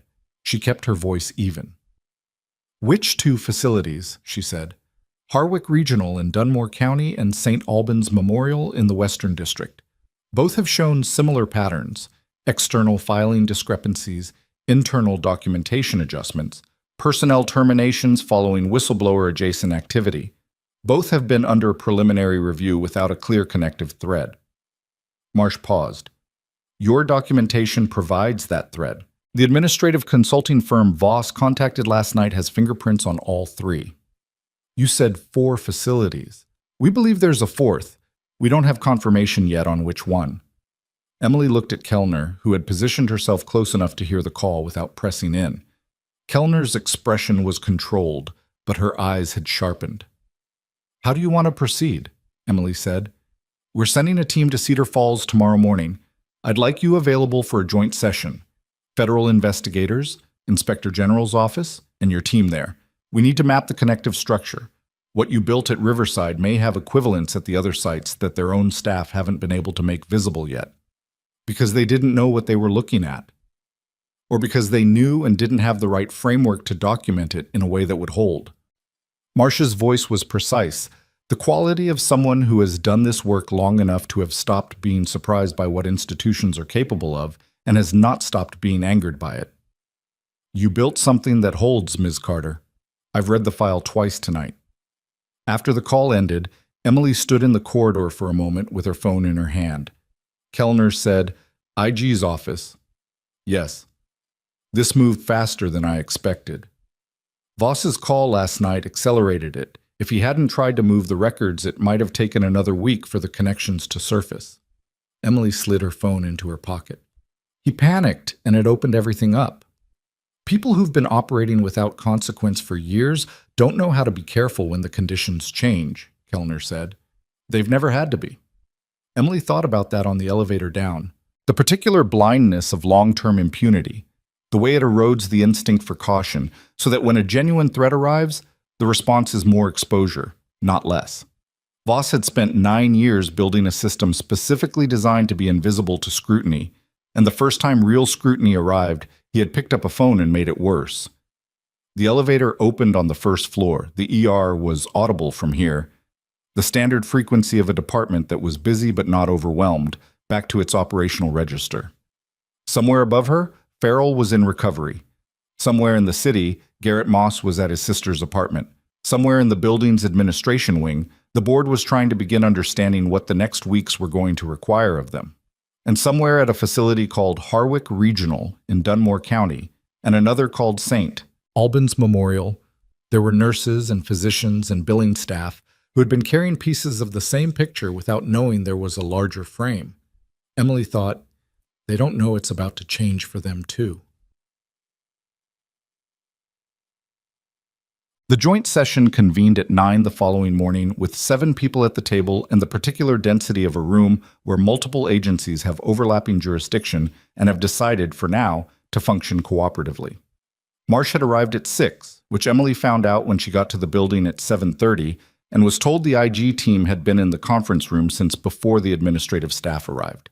Marsh was 50-something, compact, with close-cropped gray hair and the unhurried manner of someone who didn't need the room to know they were the most experienced person in it. She shook Emily's hand without ceremony and said, I read your timeline document 3 times. You structured it the way a military analyst would, not the way a nurse typically would. I structured it the way it needed to be structured, Emily said. Yes. Marsh held her gaze for a moment. Exactly. The session began with Castillo and Dawes presenting what they had established in the past 18 hours, the confirmed connection between the administrative consulting firm, registered in Delaware under the name Valor Solutions, and all 3 confirmed hospital sites, including Riverside. Valor Solutions had been contracted as a regulatory compliance consultant at each facility, which was the institutional equivalent of paying someone to help you avoid the thing that regulated you. The firm's principals were 2 men, one a former state health authority administrator, one a former hospital CFO, who had built the business model over approximately 6 years. Marsh's team laid what they had over the top of it. Preliminary documentation from Harwick Regional and St. Albans that showed the same signature patterns Emily had identified at Riverside. Modified incident reports, external filings that didn't match internal records, personnel actions taken against staff following complaint activity. The methodology was standardized, Marsh said, which suggests the firm wasn't just providing cover after the fact. They were advising the hospitals on how to construct the system in the first place. Dawes said, that moves this from hospital-level fraud to a consulting-facilitated scheme, different charge structure. Different and significantly more serious, Marsh confirmed. She looked at Emily. The documentation you built, the internal system timestamps, the access logs, the medication order trail, those are going to be the template we use to audit the other sites. We need to know if you're willing to work with our team on that process. Emily had thought about this through the night, the parts of the night she'd been awake for. In what capacity? Consulting. Informal at this stage, potentially formal if the inquiry expands the way I think it will. You understand the clinical side in a way that pure investigators don't, and you know what to look for because you built the framework from inside the system. Marsh paused. You'd be credited appropriately in the record. This isn't going to be anonymous work. I need to think about it. I know. Think about it today. We're going to be here through tomorrow at minimum. The session continued for 3 more hours. By the time it broke up, the connective map on the whiteboard at the front of the room had lines running between 4 institutional nodes, a consulting firm hub, and 3 points of contact within the state regulatory infrastructure that were now flagged as areas of active inquiry. One of those contacts had already retained an attorney, which investigators had read this morning as confirmation. Emily sat with all of it as the room cleared around her. She went to Farrell's room at noon with a coffee she'd gotten from the cafeteria and a second one she set on the table beside his bed without asking. He was sitting up, which was more than he'd managed yesterday, and the color in his face was better, so still not good but working in the right direction. He looked at the coffee. I'm probably not supposed to have that. Probably not, Emily agreed. She sat in the chair she'd used the first time. How do you feel? Better than I should, worse than I want to. He picked up the coffee. Marsh briefed me this morning, 4 facilities. At minimum. And Valor Solutions has been running this for 6 years. That's their current estimate. The forensic accounting will probably extend it. Farrell looked at his coffee cup. He had the expression of a man processing something that was larger than he had anticipated. Not because he was naive, he was not naive, but because the arithmetic of it was still arriving in stages. 6 years, 4 facilities, the number of patients, the number of staff members who had tried to raise concerns and been systematically removed or silenced. When you came to Riverside 11 months ago, he said, you knew this kind of thing happened in institutions. I knew what I'd seen in other contexts. I didn't know about Riverside specifically. But you started documenting from the Decker incident. From the moment the incident report came back with my name on it and the timestamps were wrong. She set her own coffee down. I knew what that meant. I'd seen documents adjusted under pressure before. Not in a hospital context, but the mechanism is the same. And you knew if you raised it formally before you had enough, they'd close it. They'd done it before. There were staff members who'd been terminated in the 14 months before I arrived. 2 of them had filed internal complaints. Both complaints were dismissed and both people were gone within a month of filing. She had tracked this in the first weeks of building her documentation before she understood the full scope of what she was looking at. So I waited. I built what I had. I was planning to go to the state authority myself within the next 2 months if nothing else changed. And instead a highway blew up. She said. Farrell was quiet for a moment. What are you going to do now? It was the same question she'd been sitting with since Marsh asked her to consult on the broader inquiry. She had an answer, but it was incomplete, and she wasn't sure how to frame the incomplete parts. I'm going to help Marsh's team if they need me, she said, for the other facilities. Because if the methodology is the same, someone who can translate between the clinical documentation and what the investigators are looking for could shorten the timeline significantly. And after that? She looked at the window. Cedar Falls was visible from here. The mid-rise buildings downtown, the stretch of road that curved away toward Route 9, the horizon that was flat and gray and very ordinary. "I don't know yet," she said. It was the honest answer. Farrell said, "There's a program that the Surgeon General's office has been trying to fund for 2 years. Patient safety oversight, embedded in regional hospital networks. Clinical staff working alongside federal monitoring infrastructure rather than separately from it. The idea is that the people who understand clinical environments from inside should be part of the oversight system, not waiting outside it for something to go wrong." He paused. "It hasn't had the right case to build around. Until now." Emily looked at him. "I'm not offering you something," he said. "I'm telling you something exists that you might want to know about. That's a careful distinction. I'm a careful person." But something in his expression suggested he was not entirely sorry about what he was doing. She said, "Tell me more about it." The formal public accounting began on the 4th day. Voss's arraignment was covered by the local news, which meant the staff at Riverside finally had confirmation of something they had mostly known was coming but hadn't seen made official. Emily was not in the courthouse for it. She had been advised not to, since her name was central to the investigation and her presence in the public gallery during arraignment proceedings would create complications. She watched it on the news feed on her phone, standing in her apartment in the morning, drinking coffee. The charges read out covered obstruction of justice, evidence tampering, healthcare fraud, and 3 counts related to the falsified external filings. There would be more charges, Castillo had told her, once the forensic audit completed. The arraignment was the beginning, not the summary.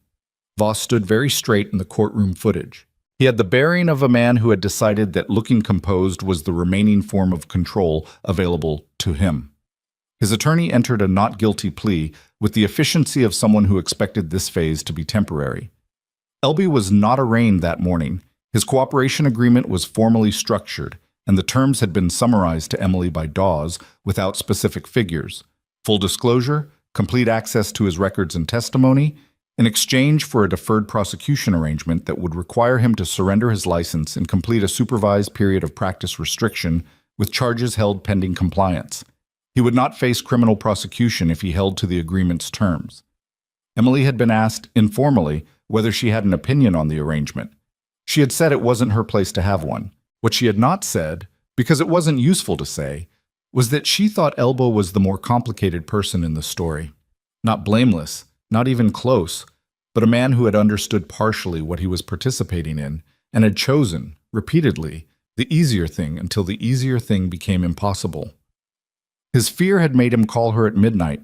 His records might protect patients at 3 other hospitals from the same system. The calculus was not clean, but it was real.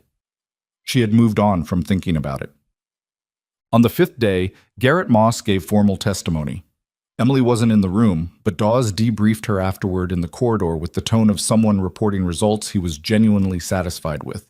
Moss had brought everything: the copied documents, the emails between himself and Voss, the specific formatting instructions he'd flagged and been told to ignore, and a secondary set of records he hadn't mentioned to Emily on the phone because he'd been afraid to until he was in a room with investigators and an immunity agreement in front of him.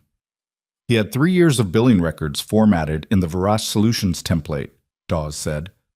Cross-referencing those with actual care delivery records is going to take time, but preliminary review suggests significant discrepancies. How significant? The kind where we're going to be sending notification letters to a lot of former patients. Emily absorbed this. The patients who had moved through Riverside without knowing the records attached to their care didn't reflect what they'd actually received. Some of them were fine. Some of them had almost certainly experienced compromised care as a direct result of the resource diversions the billing fraud had funded. Some of them would never know the difference. "The 4th facility," she said. "Have they identified it?" Dawes paused.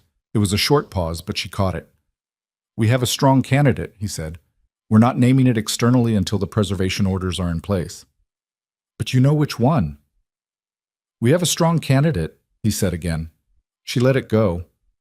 The pace of the inquiry was not hers to control, and pushing for information before it was ready to be given would not make it arrive faster. What she focused on instead was the work Marcia's team had asked her to begin.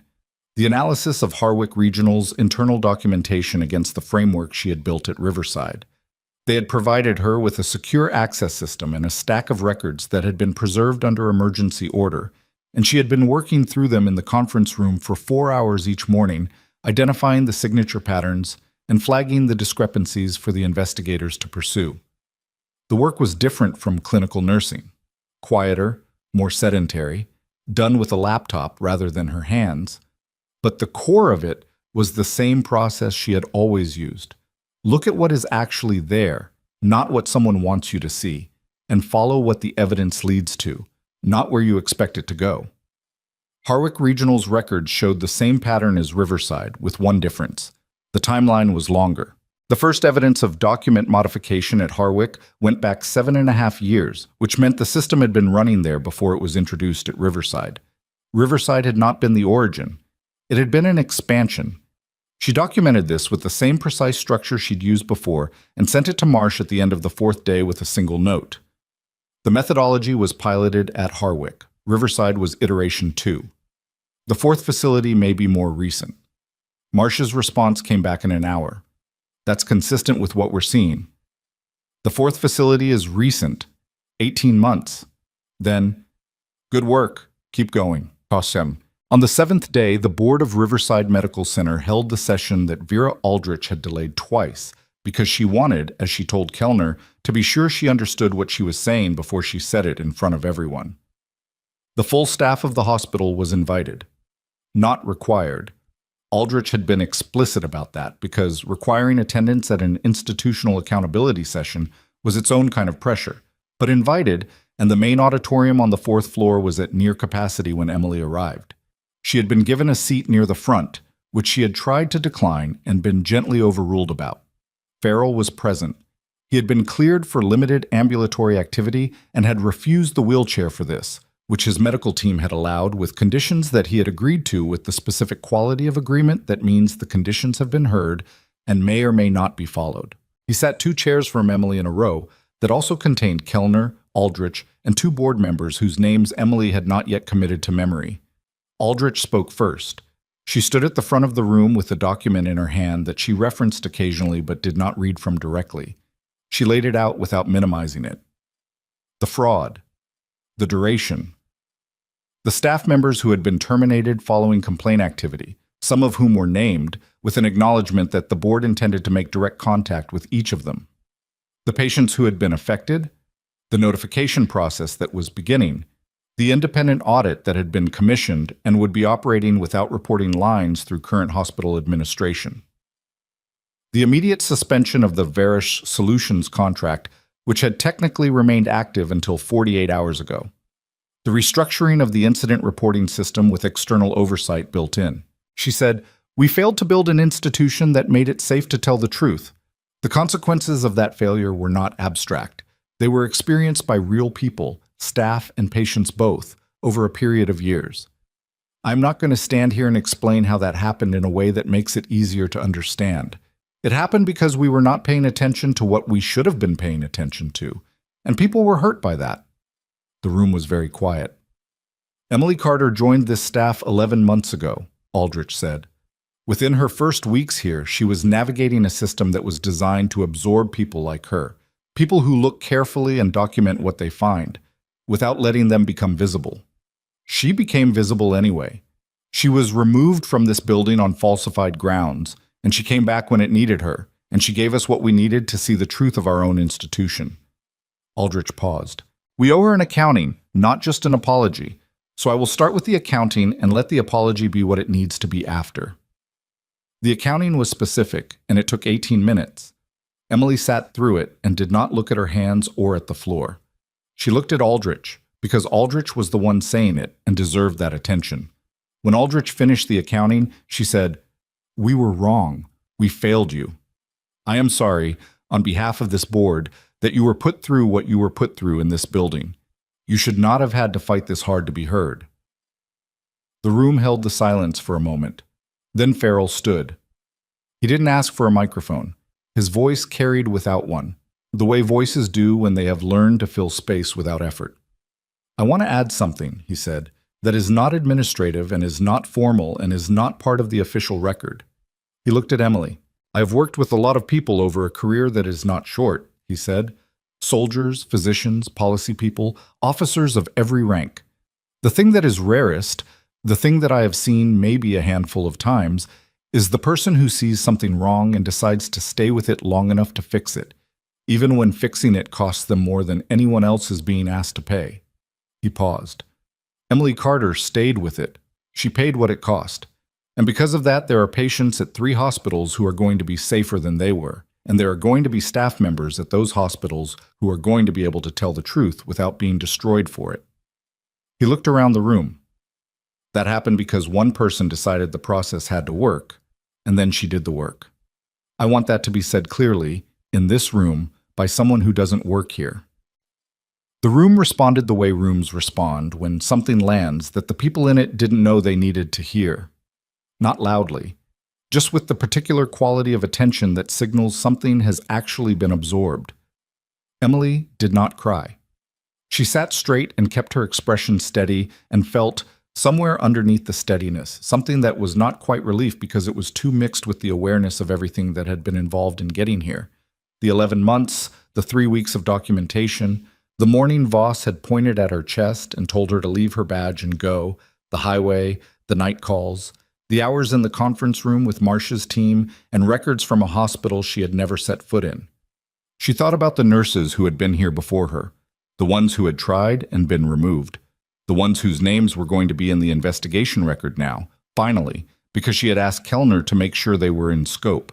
She thought about Dara, who was sitting 3 rows back and whom Emily had seen when she came in, who had looked at her with the expression of someone who had done something hard and was living with the fact that they should have done it sooner. She thought about Jade, the teenager, who was recovering and who had no idea that a set of decisions made in a chaotic emergency room had given her the outcome she was going to get. So, after the session, the staff filtered out in groups, the way they always do.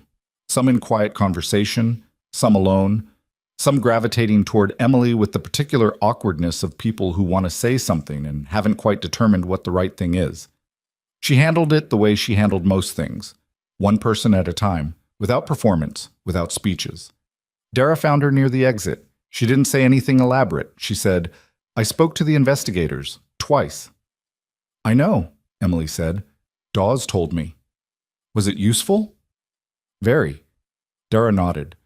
Something settled in her expression that had been unsettled for days. She walked away without making it into more than it was, which Emily appreciated.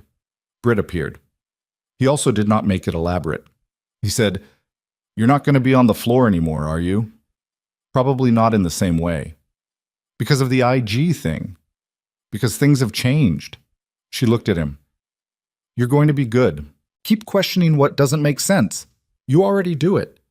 He looked like he was going to say something else. He decided against it and nodded and went.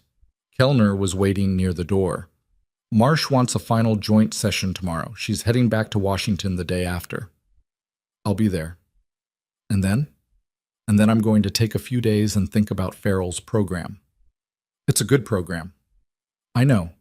Emily pushed the door open. I looked it up last night. They walked out into the corridor, and the hospital moved around them with its usual organized noise, the PA system, the distant beep of monitors, the voices of people who were doing difficult and necessary work in an imperfect building that was, slowly, becoming less broken than it had been. Emily was 3 steps past the door when her phone buzzed with a message from Marsh. She read it again. The 4th facility has been identified. Northgate Pines Medical Center. Your name was already in their personnel records, Carter. Voss recommended you for a position there 18 months ago, before you came to Riverside. The hiring director rejected the recommendation on the advice of someone we're still identifying. We need to talk about what this means for your timeline at Riverside. There's a possibility your placement there wasn't coincidental. Emily stood still in the corridor for a long moment, the phone in her hand reading the message a 3rd time. Not coincidental. She thought about 11 months, about a resume submitted and a position offered and a relocation completed and a first day that felt, at the time, like a straightforward professional decision.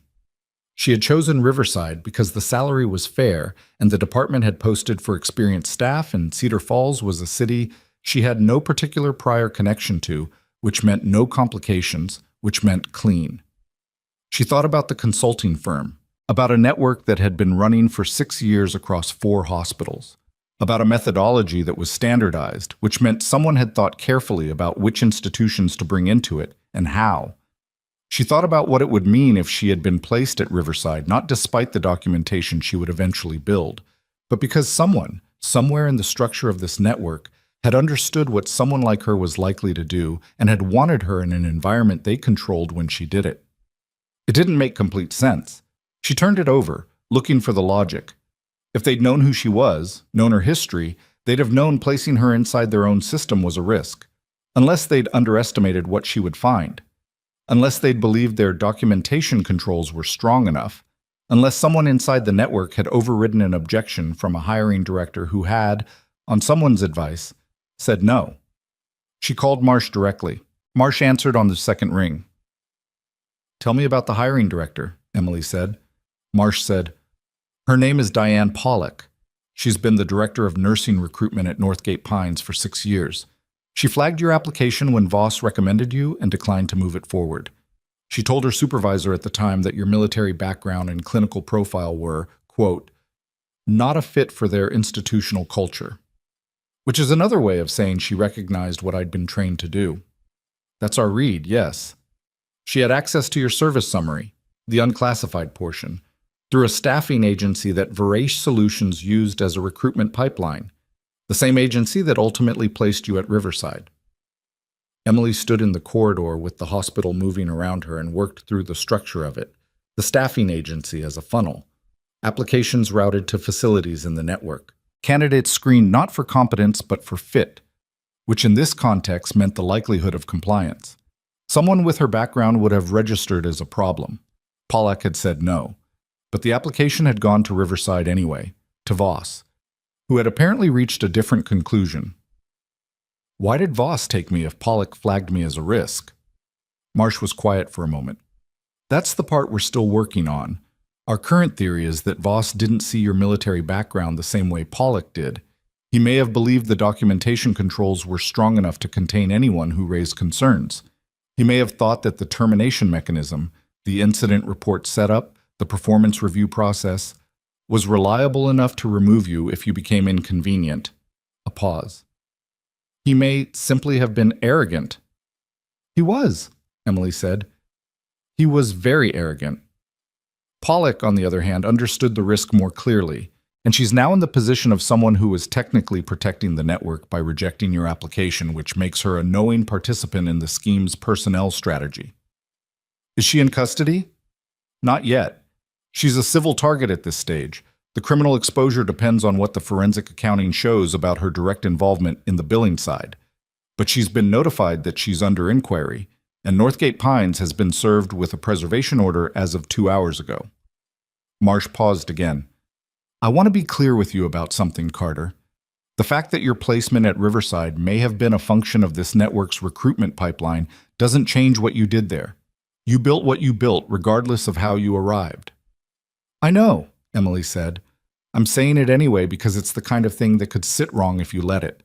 She hadn't let it yet. She was still in the first stage of processing it, the stage where the information is present but hasn't fully arrived, where you know it intellectually before you feel it. She had been placed in a building by a system that was designed to either absorb people like her or remove them. The system had tried to remove her and failed, and the failure had begun to unravel everything the system had built. She said, the staffing agency, who runs it? One of the 2 Veris Solutions principals. It's a subsidiary, incorporated separately, but the ownership structure is traceable. So the same people who designed the fraud also controlled which clinical staff went into the facilities running it. Yes.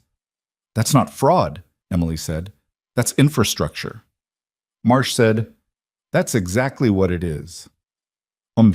She didn't sleep badly that night. This surprised her a little. She had expected the information about her own placement to produce something uncomfortable, the retroactive vertigo of understanding that a chapter of your life was shaped by forces you weren't aware of. But what she actually felt, lying in the dark in her apartment with the city quiet outside, was something closer to clarity. The 11 months made a different kind of sense now. Not a comforting sense. She didn't need it to be comforting, but a legible one. She had been in an environment that was specifically constructed to prevent people like her from succeeding. The documentation controls, the incident report mechanism, the way Voss had moved against her with the speed of someone executing a familiar procedure. All of it was a system, not a series of decisions. She had been swimming against a current that had been engineered, not naturally occurring. And she had documented it anyway, not because she had known the full shape of what she was inside, because she had seen one wrong thing and decided it required a response, and then another, and then another, and the discipline she had spent 14 months learning in a context that had nothing to do with hospitals had simply transferred. Do the work in front of you. Make it precise. Trust that if the foundation is solid, what you build on it will hold. She thought about the nurses at Harwick Regional and St. Albans Memorial who had been pushed out for the same reason she'd been pushed out. She thought about the ones who hadn't left, who were still on those floors, working inside a system that was now, finally, being taken apart around them. They wouldn't know yet. The preservation orders were quiet, the investigations were not public, and the staff at those hospitals would be going through their shifts without knowing that the administrative structure above them was being examined piece by federal investigators who had Emily Carter's documentation as their template. She thought, they're going to find out soon. The thought was not triumphant. It was just true. Marsh's final joint session lasted 4 hours and produced a document that Emily was told would eventually be referenced in 3 separate federal proceedings, though the specific language used to describe her contribution would be sanitized for legal purposes. What mattered was what the document contained: a complete connective map of the Valor Solutions network, the facilities, the personnel, the financial flows, and the patient impact summary that forensic auditors had begun producing from the billing records Garrett Moss had preserved. The preliminary patient impact summary covered Riverside and Harwick Regional only because St. Albans was still in early audit stages. It identified 412 patients whose records showed discrepancies between documented care and billed services over a combined 7-year period. Some discrepancies were minor, procedural, administrative. Some were not minor. 11 cases required immediate follow-up because the care discrepancies suggested possible misdiagnoses or undertreated conditions. 11 people living somewhere who had passed through a hospital and come out the other side without knowing that what they'd received wasn't what the record said they'd received. Emily looked at the number in the summary and sat with it for a long moment. This was the part of institutional fraud that didn't have a clean visual. No single dramatic moment, no identifiable face. Just a number that represented people who had trusted a building and been failed by the people running it. She wrote the number at the top of a blank page in her notes document and left it there. Bum. Marsh left Cedar Falls on a Thursday morning, 2 weeks after the highway. She stopped by the hospital on her way out and found Emily in the conference room with the last of the Harwick records. The IG formal report will name you as the originating complainant, Marsh said. That's public record once it's filed. Your documentation is Exhibit A in 2 of the 3 federal cases. I know. How are you feeling about that? Emily thought about it with honest attention, the same way she'd answered Dara in the cafeteria. Fine. It's what the documentation was for. Marsh looked at her in the particular way she had. The direct assessing quality that Emily had come to understand meant she was checking something rather than evaluating it. Farrell's program? Have you decided? I'm going to talk to the program director next week. Kellner told me. Kellner tells everyone everything. There was no irritation in it. It was just a fact. She respects you, Marsh said. That's her way of being useful. Emily looked at the records in front of her, the stacked folders representing 7 years of a hospital's internal life, the paper trail of a system that had assumed no one would ever sit down and read all of it carefully. Do you think the 4th facility, Northgate Pines, is the last one? Marsh said, honestly, no. I think Valor Solutions has contracts we haven't found yet, at facilities we haven't looked at. The structure is efficient enough to have scaled. She paused. But we have the architecture now. That's different from having one hospital's records. We know what to look for. Because of Riverside. Because of you, Marsh said. Don't be modest about it. You don't strike me as a modest person. You strike me as a precise one, which is different. After Marsh left, the conference room was very quiet. Emily sat in it for a few minutes without working, just sitting, which was something she almost never did. She was thinking about what precise meant. In the service, it had meant something specific. The calibration between action and outcome. The elimination of error in environments where error had irreversible consequences. She had carried it into nursing without thinking about it much, the same way she had carried the trauma bag in her car. A habit that had never needed explaining because it had never caused a problem. It had caused a problem for Harlan Voss. She stood, collected the folders, and stacked them neatly for the investigator's records. 3 weeks after the highway, Voss appeared in court for a preliminary hearing on the fraud charges that the state authority had formally filed, which were separate from the federal obstruction charge and significantly broader. His attorney made the arguments attorneys make at this stage: procedural objections, requests for evidence clarification, and the judge handled them with the patient efficiency of someone who had reviewed the documentation and had a clear sense of what the next phase of this was going to look like. Emily was not in the courtroom. She was in Farrell's follow-up appointment 2 floors above the ER, which he had agreed to attend only because she had told him directly that she would be there and that she wanted to see the results herself.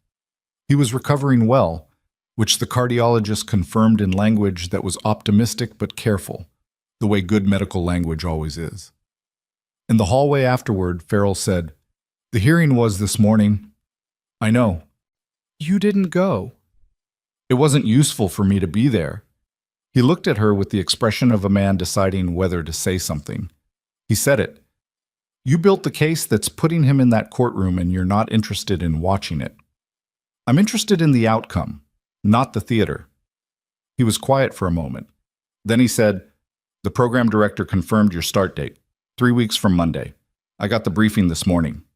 She had known it was coming. She had spoken to the director, a woman named Pacheco who ran the Patient Safety Oversight Program from Washington, with the organized intensity of someone who had been waiting for the right resources and the right moment and had now, finally, gotten both. The conversation had been straightforward and specific and had ended with an offer that was clear about what it required. Travel, long stretches away from any fixed location, work that was not clinical nursing but was built entirely on understanding clinical nursing from inside. It was, when she looked at it clearly, the thing she was most suited for. Not because of the military background or the 14 months or the documentation she'd built, because of the particular way she was built to see. The ability to sit inside a complicated system and find the place where the gap between what it claimed to be and what it actually was had become structural. She had been doing this her whole career. She just hadn't had a formal context for it. 3 weeks from Monday, she said. Pacheco wants you in Washington first for orientation. Then you'll be assigned to the St. Albans audit as the first embedded case. I know, she told me. Are you ready? Emily thought about the word ready in the way she usually thought about it. Not as the absence of uncertainty, because uncertainty was permanent and irreducible, but as the presence of enough. Enough preparation, enough understanding of what the work required, enough clarity about why it mattered.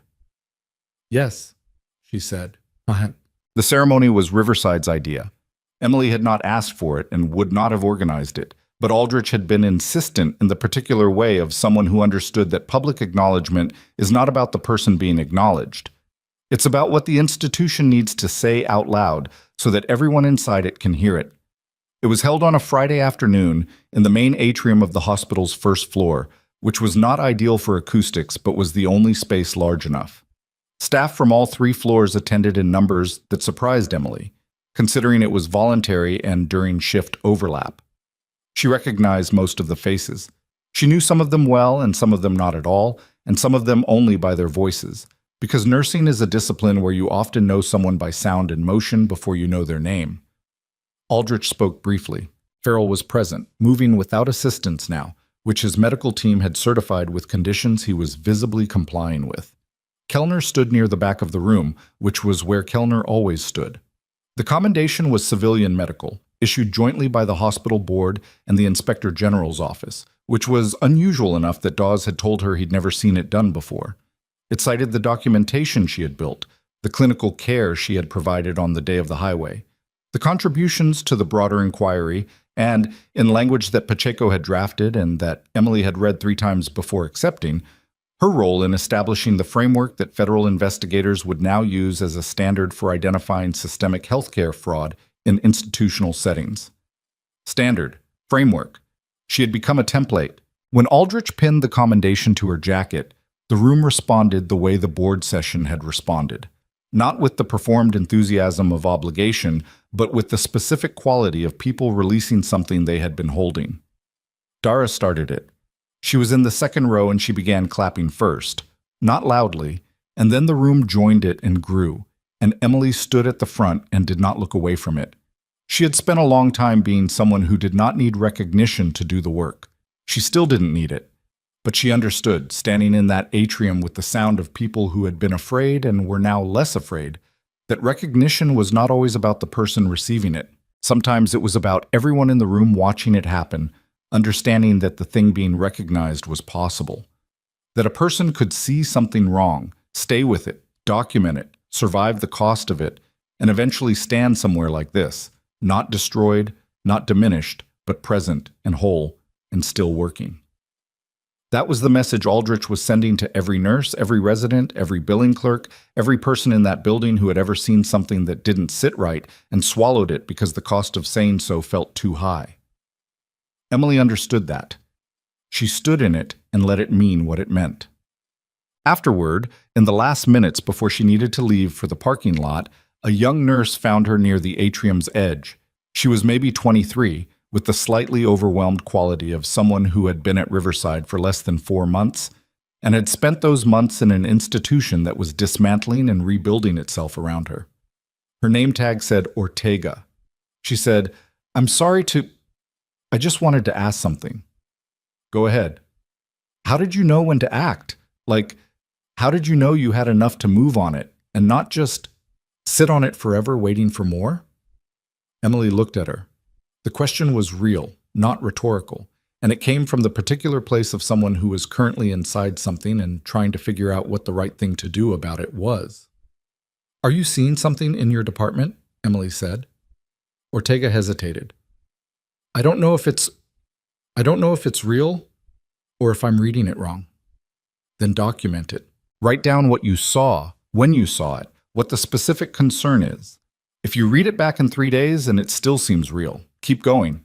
If you read it back and it seems like you were misreading something, you've lost nothing. Emily paused. The documentation itself tells you whether it's real. When the pattern holds, you'll know. And if it holds, then you'll know what to do with it. Ortega nodded. She looked like she was going to say something else and decided against it, which was probably the right call. She turned to go. Emily said, The cost of saying something is real. I'm not going to tell you it isn't, but the cost of not saying something is real too, and it gets paid by people other than you. She kept her voice even. Make the decision with both sides of it in front of you. Ortega held that for a moment. Then she nodded again with the quality of someone who has absorbed something rather than just heard it, and walked away. Emily watched her go. She left Riverside Medical Center for the last time on a Friday at 4:15 in the afternoon, in the same gray Cedar Falls weather she had walked out into 11 months ago, though this time she was walking to her car rather than away from a building that had just tried to erase her. She had turned in her temporary access card, not her badge, which was in her jacket pocket, which the board had asked her to keep, and said the goodbyes that needed saying and left the ones that didn't need saying alone. The parking lot was ordinary. Her car was where she'd left it. The city was the city. Flat, gray-skied, the kind of place that doesn't announce itself and doesn't need to. She sat in the driver's seat for a moment before starting the engine. She thought about what Farrell had said in the atrium weeks ago, about the rarest thing being a person who stays with something long enough to fix it. She had never thought of herself in those terms. She had stayed because it needed staying with, because the alternative was letting something wrong continue, and that was a cost she had never been willing to absorb. It wasn't heroism. It was just how she was built. But she understood now that being built that way was not enough. You had to be in the right place, with the right preparation, and you had to have the particular kind of patience that doesn't get ground down by the day-to-day cost of carrying something difficult without being able to put it down yet. Most people who were built to see clearly got worn through before they could finish what they started. The institution was counting on that. The institution was always counting on that. She had not been worn through. She was going to Washington in 3 weeks to build something that would make it harder for institutions to count on it in the future. She started the car. She thought about 412 patients. She thought about 11 cases requiring immediate follow-up, 11 people who didn't know yet that someone was coming to make sure they were all right. She thought about Harwick Regional and St. Albans and Northgate Pines, and the investigators who now had a framework, and the staff at those hospitals who were going to have the thing Dara had needed. The knowledge that the conditions had changed, that speaking was less dangerous than it had been, that there was a process in place that was genuinely designed to hear them. Not perfect. Processes are never perfect. People run them, and people are imperfect and tired and sometimes afraid, and that never fully changes. But better. Measurably, specifically, documentably better. She pulled out of the parking lot and drove through Cedar Falls without looking back at the building. Not because it wasn't worth looking at, because she already knew exactly what was in it, and her attention was on what was ahead. The highway stretched out past the city limits, past the stretch of Route 9 where the guardrail had been replaced, and the scorch marks were already fading from the asphalt. She drove past it without slowing. The work that had started there was mostly finished, and the work that came next was waiting. She had learned something in the 11 months at Riverside that she hadn't fully articulated until now, sitting alone in a car on a gray afternoon, the city shrinking in the rearview mirror. The people who build systems designed to fail quietly are always counting on the same thing, that the cost of fighting back will be higher than the person fighting can sustain. They've usually been right enough times that they stop questioning the assumption. They mistake silence for acceptance and compliance for weakness and patience for defeat. And in doing so, they leave themselves completely unprepared for the person who is quiet, not because they have given up, but because they are building something. The truth, when it surfaces, doesn't announce itself. It just becomes impossible to deny. Emily Carter drove north, and behind her, in 3 hospitals across 2 states, the process continued.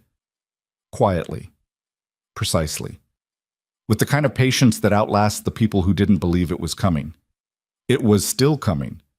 It was not finished, and neither was she.